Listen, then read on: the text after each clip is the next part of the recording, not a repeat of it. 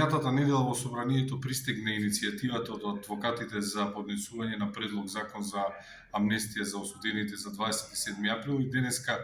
заедно со пратеничката група, практично заедно со сите 44 пратеници од коалицијата предводена од ВМРО-ДПМН, таа иницијатива ја претворивме во предлог закон и согласно деловникот ја поднесовме. Сметаме дека тоа е минимум правда за овие луѓе кои што се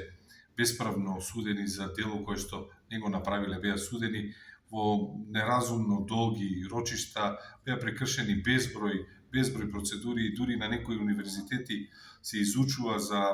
нечовечкиот однос кон нив. Се надевам дека со ова ќе добијат барем минимум правда и се надевам дека и парламентарното мнозинство